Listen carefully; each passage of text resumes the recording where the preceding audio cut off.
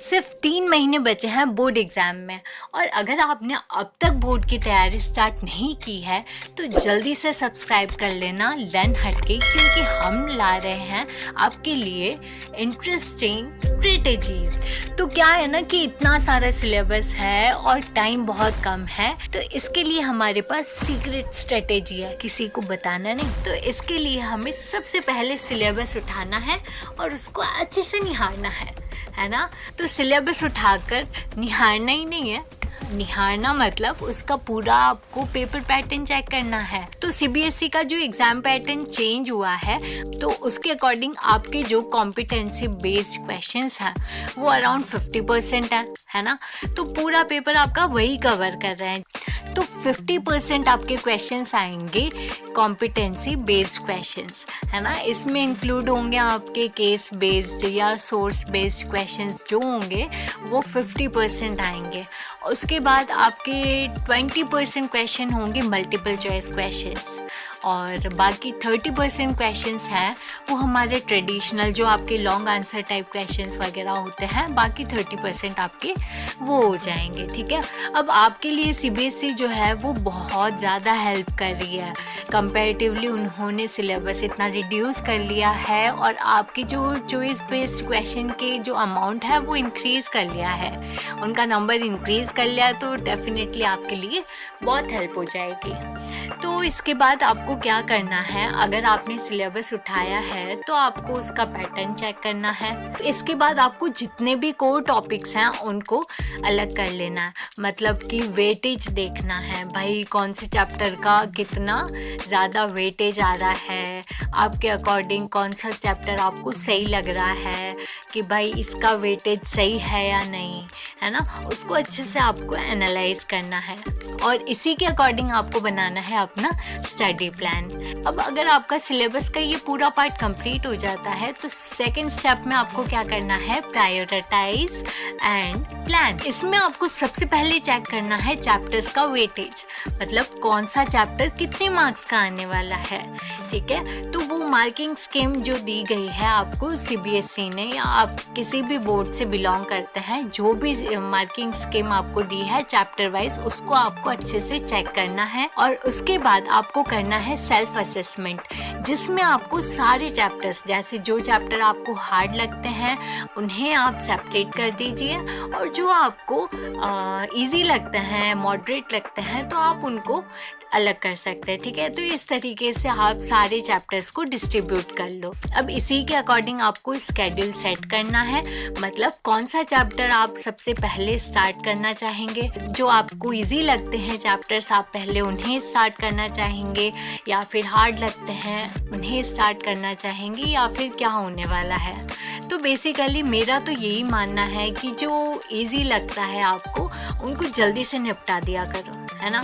फिर आप जाओ हार्ड टॉपिक्स पे, ठीक है। आपको हार्ड लगता है तो आप क्या है उसमें ज़्यादा टाइम कंज्यूम करोगे, इसीलिए मेरा तो यही कहना है कि आप उनको बाद में करो। तो स्टार्टिंग करो आप सीधा जो इजी टॉपिक्स लगते हैं उनसे, और फिर धीरे धीरे जाओ आप हार्ड टॉपिक्स की तरफ। अब ये हो जाए तो इसके बाद थर्ड स्टेप है हमारा एनसीईआरटी का, ठीक है। तो भाई एनसीईआरटी आपका एक तरह का राजा है, राजा।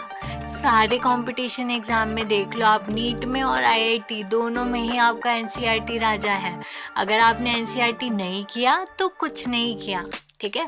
बाकी सारी बुक्स एक तरफ और हमारी एनसीईआरटी एक तरफ। और मेरा तो यही मानना है कि भाई आपकी जो एनसीईआरटी है ना, यही आपकी गीता है, यही आपकी कुरान है, और यही आपकी बाइबल है।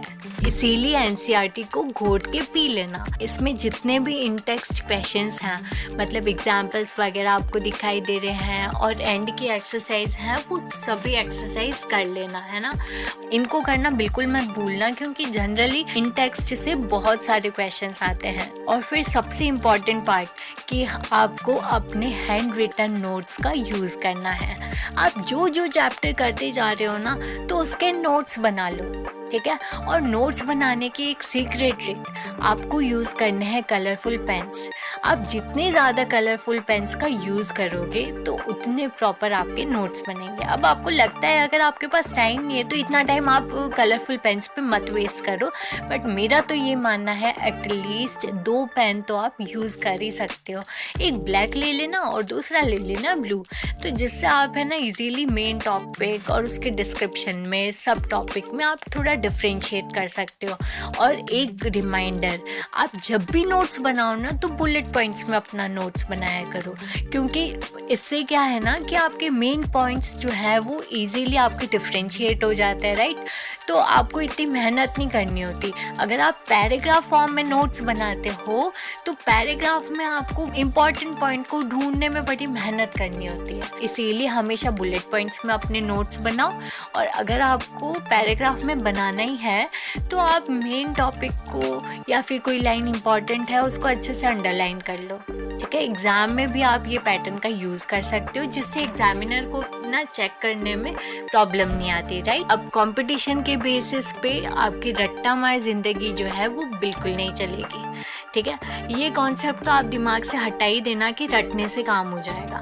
आपको एप्लीकेशन बेस्ड क्वेश्चन बहुत आएंगे। 50% आपका वेटेज जो है वो कॉम्पिटेंसी बेस्ड क्वेश्चंस हैं, तो आपको एप्लीकेशंस का बहुत यूज़ करना है। कॉन्सेप्ट अगर आपने लर्न कर लिया है, अगर आपको कोई कॉन्सेप्ट समझ आ गया है तो आप उसको कोशिश करो कि अपनी लाइफ में, रियल लाइफ में आप उसे कैसे अप्लाई करोगे। अगर कोई इंसान चलता फिरता आपको दिखाई दे रहा है तो समझ लेना उसमें काइनेटिक एनर्जी है। जैसे इस तरीके से आप कॉन्सेप्ट्स को अपने ऊपर अप्लाई करना सीखो, ठीक है। अगर कैंडल बर्न करती है तो उस पर ग्लास रखते हैं तो वो बंद हो जाती है, या क्या कॉन्सेप्ट यहाँ पे अप्लाई होता है। तो इस तरीके से आप जो कॉन्सेप्ट्स हैं उन्हें अपनी डेली लाइफ में या फिर कहीं भी चीज़ें उन कॉन्सेप्ट्स को अप्लाई करना सीखो। 4th स्टेप है हमारा practice makes a man perfect. तो आपको सॉल्व करने हैं प्रीवियस ईयर क्वेश्चंस, ठीक है। तो भाई क्योंकि इससे क्या है, आपको पेपर पैटर्न का आइडिया लग जाता है कि किस तरीके से आपके यहाँ पे क्वेश्चंस पूछे जा रहे हैं, है ना। सारे टॉपिक्स के क्वेश्चन कर डालो, है ना। पिछले 5 साल के आपको जितने भी पेपर दिखाई दे रहे हैं ना, हर सब्जेक्ट के कर डालो, क्योंकि पेपर सॉल्व करने से आपकी एक तो प्रैक्टिस होती चली जाती है और आपको सबसे बड़ा डाउट क्लियर हो जाता है कि भाई क्या क्वेश्चन पूछने वाला है किस टॉपिक से, ओके। और ये प्रीवियस ईयर क्वेश्चन करने से आपकी एक और चीज़ सॉल्व हो जाएगी, एंड दैट इज़ रिविजन। इससे क्या है, अगर आपने जैसे एक चैप्टर कंप्लीट किया है या फिर आपका एक सब्जेक्ट कंप्लीट हो गया है तो आप जाकर पिछले साल के पेपर्स देखो, उस सब्जेक्ट के सारे प्रीवियस ईयर आप सॉल्व कर डालो। इससे क्या होगा, आपका पूरा सिलेबस रिवाइज हो जाएगा, ठीक है। आप कोई भी इंडिविजुअल सब्जेक्ट लो, उसको कंप्लीट करो, उसके साथ उसके सारे PYQs कर लो, तो इससे ना आपका बहुत अच्छे से रिवीजन भी हो जाएगा और आपका कोर्स भी जल्दी से कंप्लीट हो जाएगा और आपका कॉन्फिडेंस बूस्ट हो जाएगा।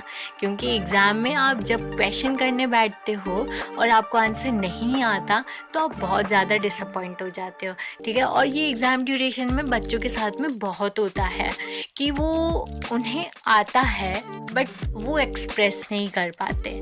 अब अगर आप PYQs करोगे तो आपका कॉन्फिडेंस जो है वो बूस्ट होगा, राइट।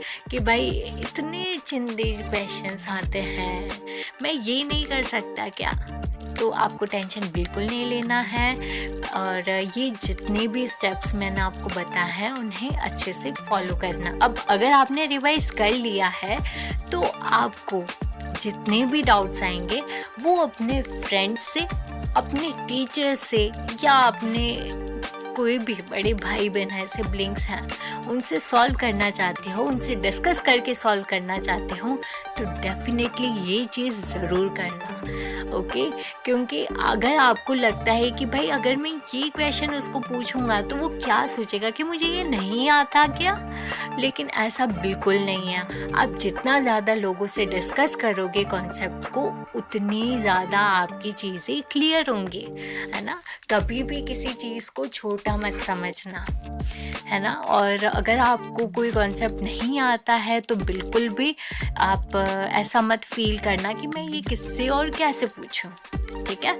तो हमेशा अपने डाउट्स को क्लियर करके आप तैयारी करोगे तो इजीली सब कुछ हो जाएगा और टेंशन लेने की आपको बिल्कुल ज़रूरत नहीं है। ये जो 4 स्टेप्स मैंने आपको बताया है वो अगर आपने फॉलो कर दिए तो डेफिनेटली आप 90% से ज़्यादा स्कोर करोगे अपने बोर्ड्स में। और भी आप ऐसे स्ट्रेटेजीज जानना चाहते हैं तो हमारे चैनल को सब्सक्राइब कर लो।